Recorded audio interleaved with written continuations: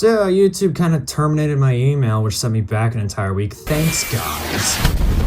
Hey, how's it going? Chapter 7 has been out for about a week now, and I'm ready to finally talk about it. And I think we should get started with...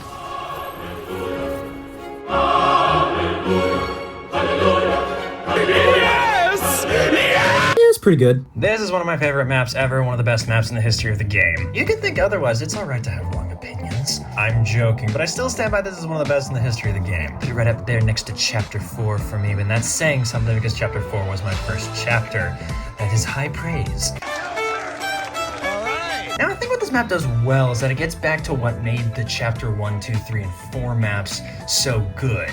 I joke that Chapter 1 is a boring map because it's like 90% grass, but it is still solid, and after the other biomes get out, I actually start to like it a lot more. It's iconic for a good reason, and I respect that. And I think that carries over to 2, 3, and 4 as well. A bright and colorful map with unique biomes spread out evenly across the map that make it feel like you didn't puke on your screen. Chapter 6, please. Stop! Is the Chapter 7 map bad? No, I think it was a solid start to the chapter with good POIs and a good theme, you know, California, not too bad. I think it did get a lot better in Season 2 with Squiggly Shores and Frigid Fortress being standouts that I will miss. But at the end of the day, if you put a gun to my head and said pick which one, I'm picking the second one immediately. This is not even a question.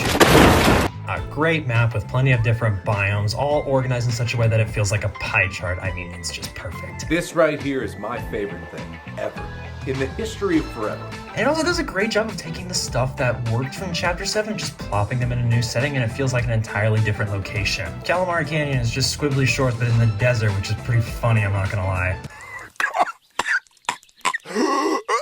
All in all, good work, Epic. No notes whatsoever. I'm gonna give the gunplay a quick overview, and yeah, it's pretty solid. The chaos stuff might have been a little bit overtuned at the start of the season, but they kind of course-corrected with that stuff, so it's all good. Okay, maybe a little too much. The new shotgun is solid, though I am a zero builds player, so this thing probably isn't as good at builds. But the real winner this season is the Ranger pistol. This thing's better secondary than all the ARs. I do not remember it packing this much heat back in Chapter 5.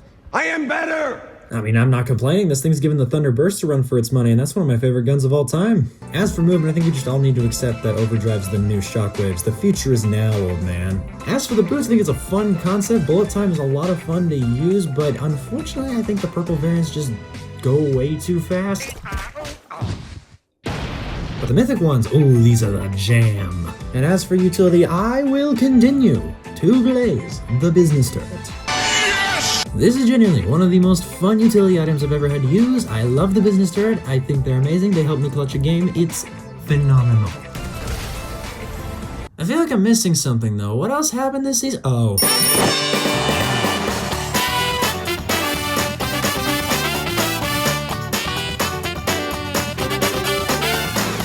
Yeesh. But yeah, these things are pretty popular, and they actually solve a problem that I think a lot of people have been having with Fortnite for a long time now. A sentiment has been boiling under the surface for a while now that Fortnite could use an additional objective outside of just simply going for wins, and I think the sprites offer a good solution to that problem. I myself have spent many a game wandering the island looking for these little twerps in hopes of finding some of the rare breeds. Didn't care about the dub at all, I just want to find something that was new, cool, and shiny, and that was good enough for me. And I still won the game too, by the way. My point is, even just as a concept, the collecting of sprites makes the game just more entertaining because there's just more to do without stripping away the core gameplay of the BR itself. And when it comes to actually using the sprites, they're alright. What? I find Earth to be pretty useful because you can find the gold boots with them, and Siphon is always good, thank you Demon Sprite. I've seen some people hit funny clips with the King Sprite by getting kills with a pickaxe, and Duck and Water provides some really good healing. But otherwise, I don't really find a lot of the other ones very useful. Maybe I just need to experiment more, but I'll leave that up to y'all. I still think they look cool though, and have good designs, which all in all adds to the overall collectability of them. And boy, do they take these collections seriously. I wasn't joking either. People will hunt you down if you got a good sprite. It is madness out there. And that's not to mention all the different variants we're getting, which they don't do anything different, but they look cool. Look, I have a gummy and you don't. Take that, sir. Behold a grown man weeping like...